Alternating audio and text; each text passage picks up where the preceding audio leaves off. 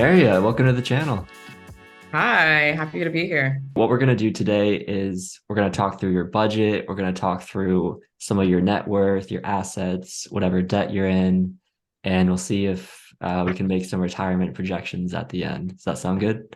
Yeah, sounds good. I'm excited to be here and do this. I'm excited but also scared to see like if I'm spending too much, what trajectory we're on. So let's get into it. Sounds good. To start off, can you tell us your age, location, and what you do for work? I'm 27. I live in New Jersey and I work as a freelance project manager in advertising.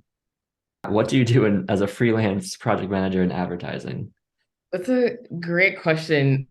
So I work in advertising and marketing, and I'm a project manager, which means any campaign, any social media rollout, whatever it is for a brand, I work with the creative team and agency to kind of like flesh that out and create that and make it come to life. So when you Hmm. see commercials on like Hulu, whatever you see, that's like typically like what my team will create.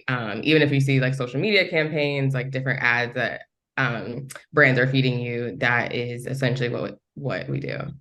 So as a freelancer, does that mean you're kind of an entrepreneur and working with different brands, or how does that work? Yeah, so as a freelancer, I kind of jump from agency to agency, right? So I don't work anywhere like full time, but depending on what project, an agency will bring me in to make sure that we get through the project from start to launch date. Uh, Jumping into the income side, how much do you make per year after tax? Yeah, so annually after tax, I'm at 150. Okay, cool. And as I hit enter, we're going to see the monthly and weekly populate. Does 12,500 sound right for what comes in per month to your bank account? Yeah, that's accurate. Okay, cool. All right, so let's remember these two numbers, the 150 and the 12,500 per month. We're going to see these later in that cash flow section to see if you're actually making more than you spend or kind of what that difference is. So let's jump into net worth. So in this first section, we're going to go through the cash. So can you tell us what's in your checking or savings accounts? Yeah, so I have 16,000 in my checking currently today. And I have about 65,000 in my savings. Nice. Yeah. And have you started saving for retirement or investing, Yeah. anything like This is that? where we go downhill. The answer is no. Okay, so no stocks or investments. We'll just count that No, as a nothing. No. okay. No, that's fine. All right. And in this other section, I would consider this like a car, or if you already have a mortgage on a house, the value of that house. Do you have anything you want to include here? Unfortunately, no. No? Okay. And all right, so any other assets, cash, anything we're including here, or can we go to the debt section? That's Unfortunately, let's go right to the debt section. Yeah, we can put for car loan 10,000. okay. So I'll say if you have a car, you can put the value of that car in this other assets section. So at least it'll kind of balance out if you know the value of the car. I totally do not. Let's look on Kelly Blue Book later, and I'll add a number in here Okay, after cool. the edit. All right. What kind of car and year is it? It's a Kia Optima 2019. Okay.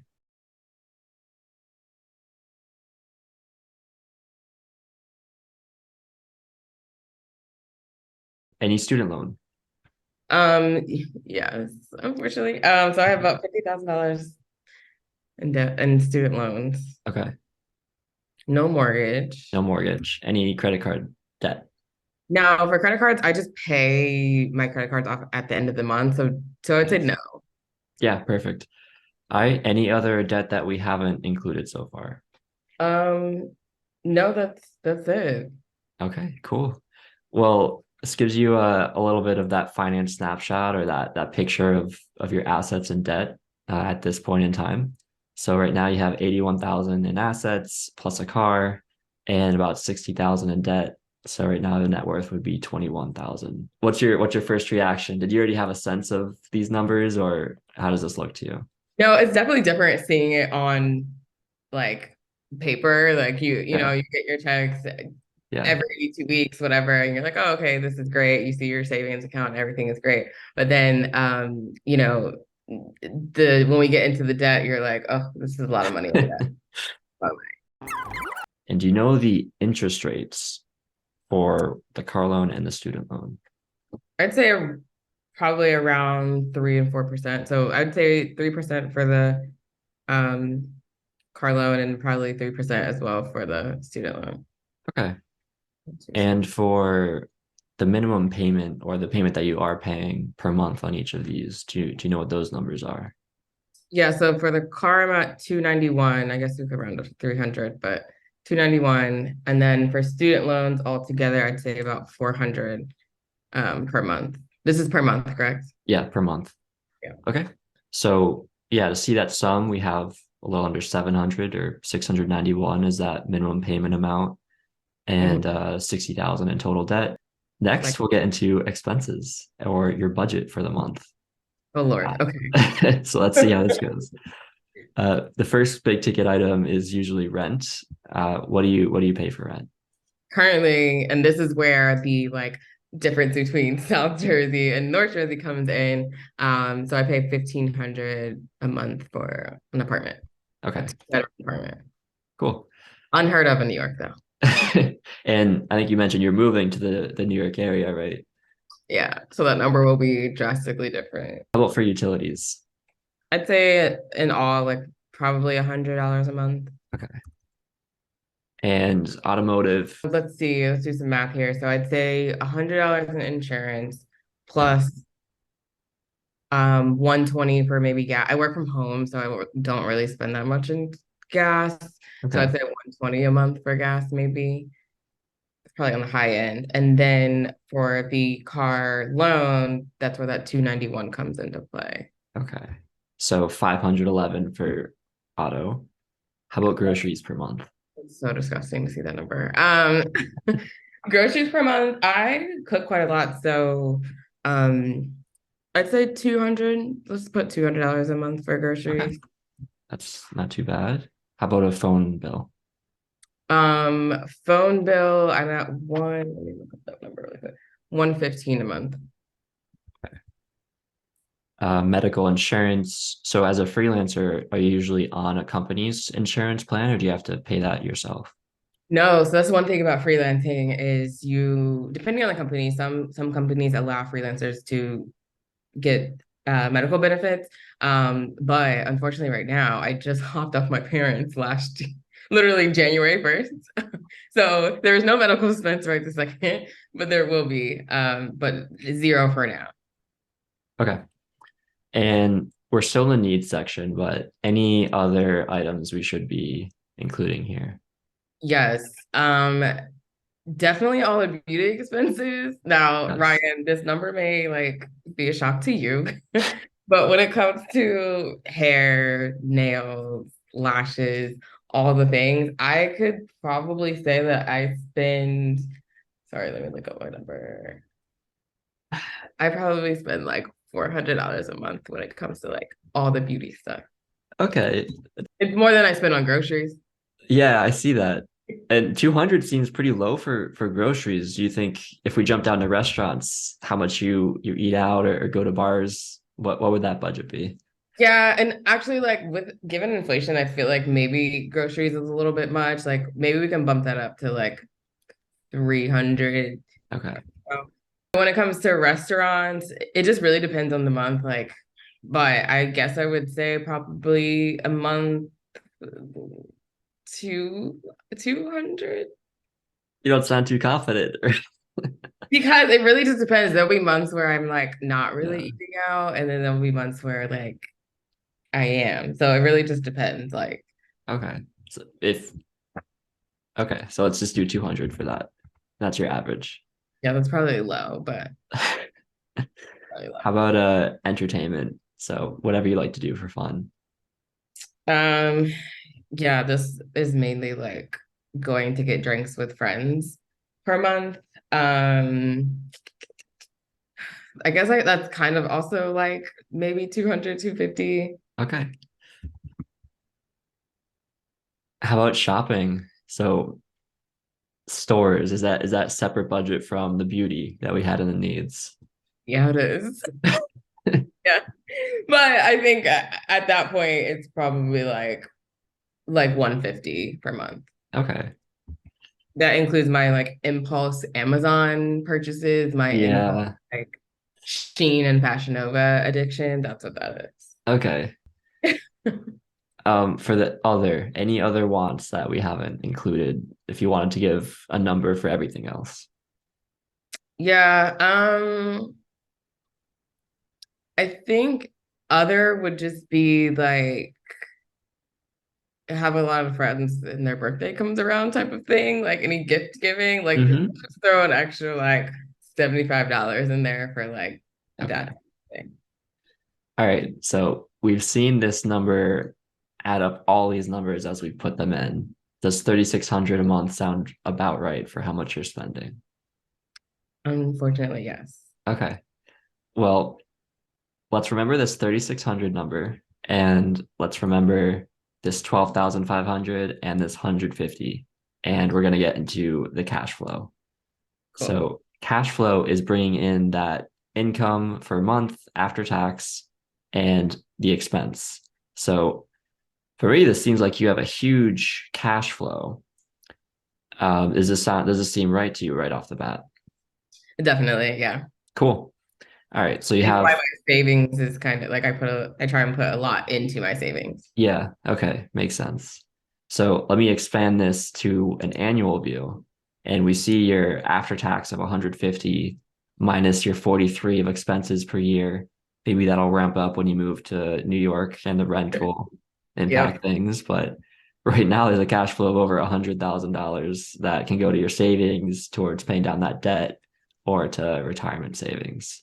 So just to recap, we have about 60,000 in debt and Mhm. a $700 payment. Thankfully, the interest rates aren't terrible, so depends how aggressive you want to be with paying those down. It would be great if you started being able to invest in some retirement accounts, but let's get into the retirement section and see what we can do. So Cool. this is the last piece of the interview. I'm going to ask you 7 questions, kind of rapid fire, and we're going to see what the answers of those questions kind of make for your retirement projection. And then we'll change some of your answers to see how things might be different. How old do you want to be when you retire? I want to be 28. I want to retire. 28. All right, let's do that and let's see how this goes. I'm tired of working, right? So initial investment, if we go back to the net worth, um, I guess we can include some of the savings accounts. There's no actual retirement necessarily. So I'll just take the 65,000 as your kind of bucket of savings. And let's input that here. Now we have to go into the expenses. So we just went through your average expenses per month, which is 3,600. When you retire at 28, I know we're doing that as a joke, but do we want to keep 3,600 as your kind of expense per year? We do. Let's let's see how that works. Not cutting back on this beauty. Okay. Well, it seems like you can survive and then you'll run out of money at this rate. We have a few more questions to go through and then we'll see some other options. Cool. So yearly investment would be how much you're saving for retirement. Right now it sounds like zero. Yearly return is how much those investments are growing. So without having any investments right now, you just have a savings account, right? So do you know the interest rate you're receiving on that savings account? I don't off the top of my head. Okay, so I would picture it as relatively low. Very, very Maybe low. my guess, if we had to guess. Let's see if we adjust that to like a normal retirement age. Many people in the US aim for 65. Yeah, I'm like 55. I'm done. 55, you're done. All right, we're doing 55. Let's wrap this up. Okay, so at this rate, we're saying we're having zero investment, but that's the 65,000 here growing at the 0.5% for the next 20-ish years, 30-ish years. And then you retire at 55. And then it just crashes. Okay. So imagine if we can take some of that big cash flow you have, like almost 100,000. Imagine that debt's paid off and you can get really aggressive with saving for retirement. And yearly return, that's low. That's a savings account that's not giving you much. Maybe you start investing in the stocks, you meet with a financial advisor, or just learn some more about the industry and you start investing. Imagine you can get to 4% return. But let me just show you what it would be like if you lived in an extremely high inflation country like Venezuela, like Zimbabwe. There's been some absurd inflation rates. Even Argentina right now, I think I saw was 100% inflation right now. Wow, So if that's we change, insane. yeah, if we change that 3% to 100, it's devastating to people who live in those countries and are have saved their whole life and they can't, they're just value of their accounts is just evaporating. So, Wow. any final thoughts of this whole interview that we've done? Yeah, it's really interesting to see. Like, I know for me, like these things weren't like taught to me personally growing up. So it's interesting to kind of see like your budget and your debt and things like that. Like I think a lot of times we grow up, we get into adulthood, and like these are things that like we're not thinking about. So I think this is super helpful. While I thought it was gonna be like a little bit jarring, it's not, thankfully. But it's really, really interesting to see, and also is gonna kind of like make me think about my future investments and retirement because I'm like every year I'm like, oh, I'm 20, I don't need to worry about retirement yet, and it's like, well, something you should definitely think about and plan for. So this is super helpful.